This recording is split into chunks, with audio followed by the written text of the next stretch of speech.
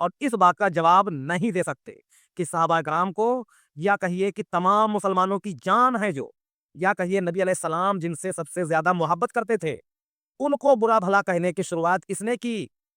ان پر کیا فتویٰ لگے گا؟ تو شروعات کرنے والے کا نام اہل سنت کے علماء جب سنتے ہیں تو اپنا سر جھکا لیتے ہیں اور خاموش ہو جاتے ہیں۔ بہت سے لوگوں کو معلوم ہے کہ مولا علی علیہ السلام اللہ کے نبی صلی اللہ تعالی علیہ وسلم کے کتنے عزیز تھے۔ آپ علیہ السلام نے مولا علی کی کتنی تعریفیں کی تھی۔ مولا علی علیہ السلام نے آپ علیہ السلام کا کس طرح سے ساتھ دیا ہے۔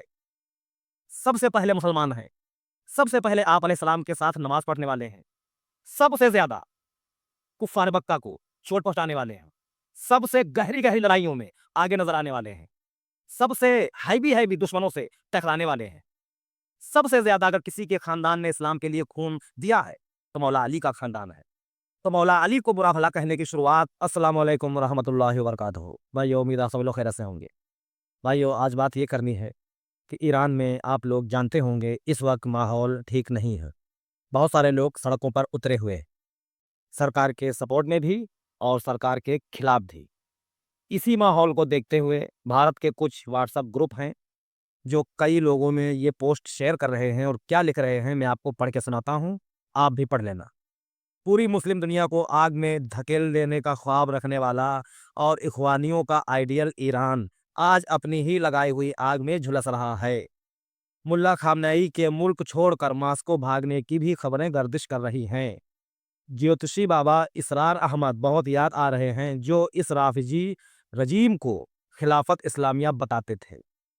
مطلب یہ ہے کہ یہ یزید اور اس کے خاندان کے جو چاہنے والے لوگ ہیں، یہ لوگ ایران کے سپریم لیڈر کو برا ثابت کرنے کی پوری طاقت لگا رہے ہیں۔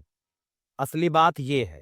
باقی اگر آپ اوپر دیکھیں گے تو کوئی کہے گا کہ بھائی میں سنی ہوں، وہ شیعہ ہیں، کوئی کہے گا کہ میں عرب کا سپورٹر ہوں، وہ ایران کے ہیں، کوئی کہے گا میں دیوبندی ہوں، کوئی کہے گا میں بریلوی ہوں، کوئی کہے گا میں اہل حدیث ہوں۔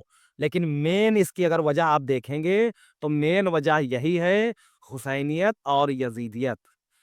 میں دعوے کے ساتھ کہہ سکتا ہوں کہ جو امام خامنائی ہیں، یہ اہل سنت کے ہزاروں لیڈروں سے بہتر ہے۔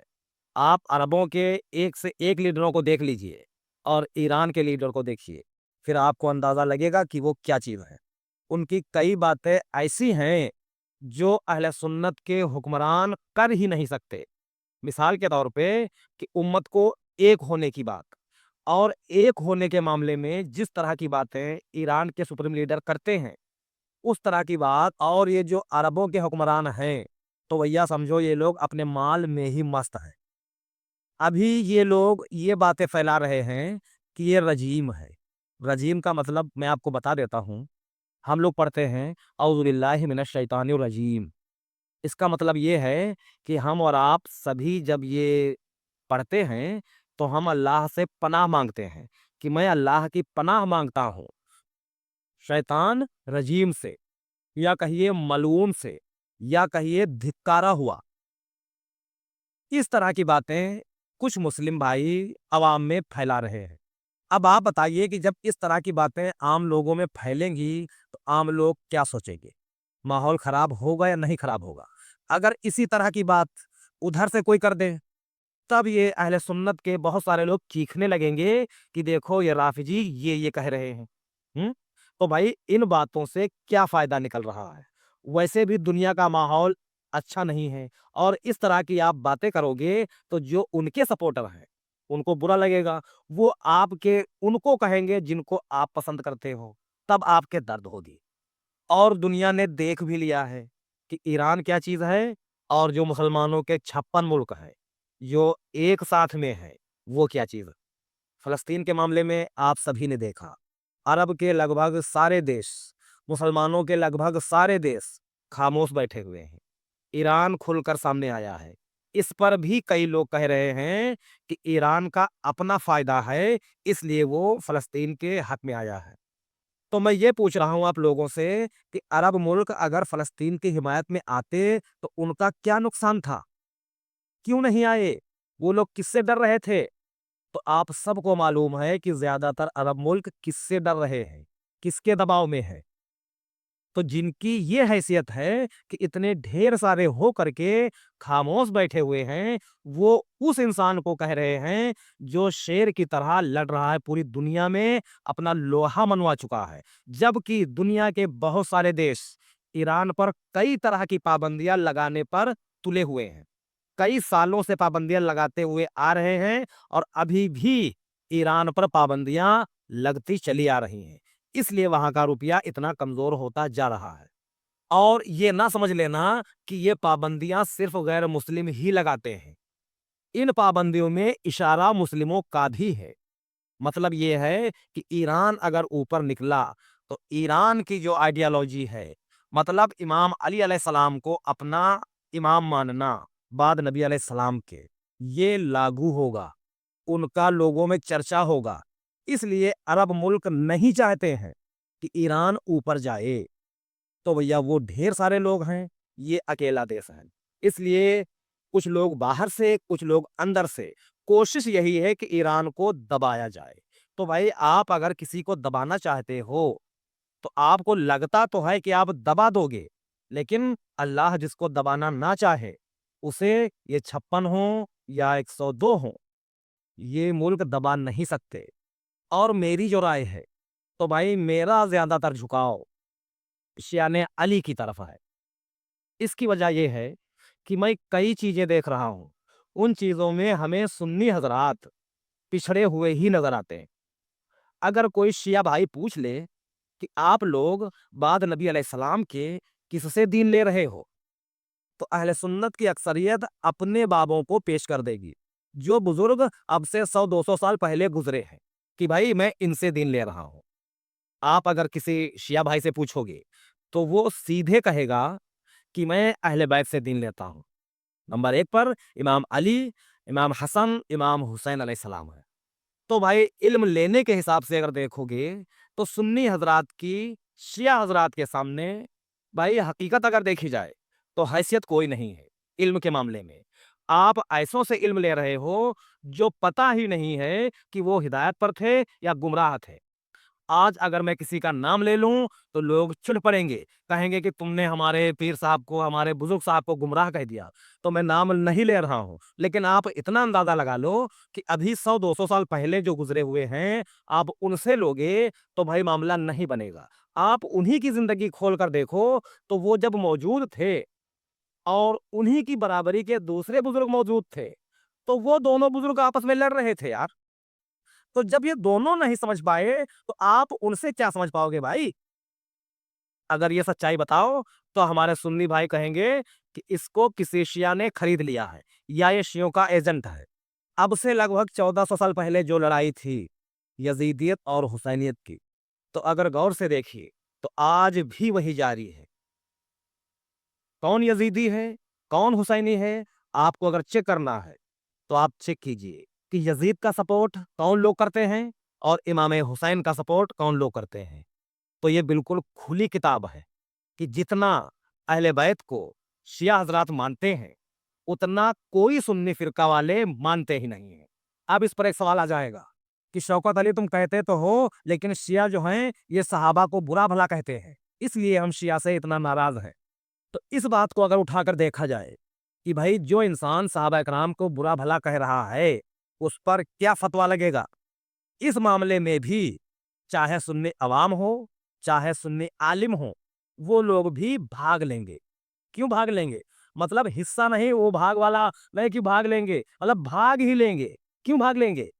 اس لیے بھاگ لیں گے کہ آج اگر کوئی کہے کہ بھائی فلاں انسان صحابہ اکرام کو برا بھلا کہتا ہے تو آج کا انسان کہتا ہے میں بہت غلط بات کرتا ہے، یہ بہت خراب بات ہے یہ۔ تو آپ سے اگر کوئی سوال کر دے کہ صحابہ کرام کو سب سے پہلے برا بھلا کہنے کی شروعات جس نے کی ہے اس پر آپ کیا فتویٰ لگاؤ گے؟ تو بھیا اہل سنت کے سارے فرقوں کے جو بڑے علماء ہیں وہ سبھی خاموش ہو جائیں گے اور اس بات کا جواب نہیں دے سکتے کہ صحابہ کرام کو، یا کہیے کہ تمام مسلمانوں کی جان ہے جو، یا کہیے نبی علیہ السلام جن سے سب سے زیادہ محبت کرتے تھے، ان کو برا بھلا کہنے کی شروعات کس نے کی، ان پر کیا فتویٰ لگے گا؟ اس کا جواب کوئی سنی عالم نہیں دے گا۔ तो आज के लोगों पर अगर कोई फतवा लगा रहा है तो ये खोखला है। अगर आपके अंदर हिम्मत है तो खुलकर मैदान में आइए और ये उसूल बनाइए कि किसी सहाबी को अगर कोई आज का इंसान बुरा भला कह रहा है तो वो भी दोषी है, और जिसने शुरुआत की है वो भी दोषी है। तो शुरुआत करने वाले का नाम अहले सुन्नत के उलमा जब सुनते हैं तो अपना सर झुका लेते हैं और खामोश हो जाते हैं। बहुत से लोगों को मालूम है कि मौला अली अलैहिस्सलाम अल्लाह के नबी सल्लल्लाहु ताला अलैहि वसल्लम के कितने अजीज थे। आप अलैहिस्सलाम ने मौला अली की कितनी तारीफें की थी। मौला अली अलैहिस्सलाम ने आप अलैहिस्सलाम का किस तरह से साथ दिया है। सबसे पहले मुसलमान है, सबसे पहले आप अलैहिस्सलाम के साथ नमाज पढ़ने वाले हैं, सबसे ज्यादा कुफ्फार मक्का को चोट पहुंचाने वाले हैं, सबसे गहरी गहरी लड़ाइयों में आगे नजर आने वाले हैं, सबसे हैवी दुश्मनों से टकराने वाले हैं। सबसे ज्यादा अगर किसी के खानदान ने इस्लाम के लिए खून दिया है तो मौला अली का खानदान है। तो मौला अली को बुरा भला कहने की शुरुआत अगर किसी ने की है तो यजीद के अब्बा ने की है, जिनकी तारीफ अहले सुन्नत के लगभग सारे उलमा करते हैं। तो भाई आज का अगर कोई इंसान किसी सहाबी को सही नहीं समझता है, उस पर आप इतना नाराज होते हो, तो जिन्होंने मौला अली को बुरा भला कहना शुरू किया उन पर आपका फतवा क्यों ठुस हो जाता है? उन पर भी फतवा लगाओ। क्या फतवा लगाओगे? आपके हिम्मत नहीं है। ये हिम्मत शिया हज़रात में है। शिया हज़रात का बच्चा बच्चा कहता है कि जिसने मेरे अली अलैहिस्सलाम को इतना बुरा भला कहा, मैं उसको इतना भी नहीं मानता, किसी कीमत के बराबर भी नहीं मानता। तो भाई उनकी गलती क्या है? हमसे अगर आप पूछोगे तो मैं भी कहूंगा कि नबी अलैहिस्सलाम के खानदान को जिन जिन लोगों ने तकलीफ पहुंचाई है, उसने नबी अलैहिस्सलाम को भी तकलीफ पहुंचाई है। जिन जिन लोगों ने मौला अली को बुरा भला कहा है, गोया उन लोगों ने अल्लाह के नबी अलैहिस्सलाम को भी बुरा भला कहा है। तो ऐसे बुरा भला कहने की शुरुआत करने वाले को मैं अच्छा क्यों समझूं? कहां से सबूत मिल रहा है कि मैं उन्हें अच्छा कहूं? लेकिन अहले सुन्नत की अक्सरियत उनके खूब गीत गा रही है। कई उलमा तो ये कह रहे हैं कि उनका मकाम इतना बड़ा है कि वो जिस घोड़े पर सवार हो जाए और वो घोड़ा जब दौड़ेगा, फिर उस घोड़े की टाप से जो धूल उड़ेगी, वो घोड़े की नाक में बैठेगी। फिर वो जो नाक वाली गंदगी है, उसके बराबर भी दुनिया का कोई वली नहीं पहुंच सकता। इस तरह कड़ियम कड़िया लगा करके इतनी तारीफें झोंकने वाले कोई और नहीं, अहले सुन्नत के मौलवी ही है। अगर कोई पूछ ले कि ये बात कहाँ लिखी हुई है, कोई मौलवी नहीं दिखा सकता। तो भाई आप अगर इस तरह की नफरती बातें करते रहोगे, पब्लिक में फैलाते रहोगे, तो भाई उधर से भी आएंगी और आपके ऐसों को कहेंगी कि आपके मिर्ची लगे। तब आप कहोगे कि फला लोग ये करते हैं, फला लोग ये करते हैं। आप कहोगे कि वो राफ़ज़ी हैं और वो कहते हैं कि तुम मुनाफिक हो। ये ना समझना कि आप किसी को राफ़ज़ी कह करके सर हो गए, ना। आपने एक बार कहा, हो सकता है सामने वाला 2 बार कहे। सामने वाला 2 बार कहेगा, हो सकता है उधर वाला 3 बार कहे। इस तरह की बेवकूफ़ी वाली बातों से लड़ाई सिर्फ़ बढ़ती ही जाएगी। अगर आप लोग शांत नहीं रहोगे, एक दूसरे की कद्र नहीं करोगे, जो हक बात है वो पब्लिक में नहीं रखोगे, तो उम्मत का तफरका खत्म नहीं होगा, बढ़ता ही जाएगा। और जो लोग तफरका फैला रहे हैं, ये सभी गुनहगार होंगे। आज के लिए इतना ही, फिर मुलाकात होगी। अस्सलाम वालेकुम व रहमतुल्लाहि व बरकातुहू।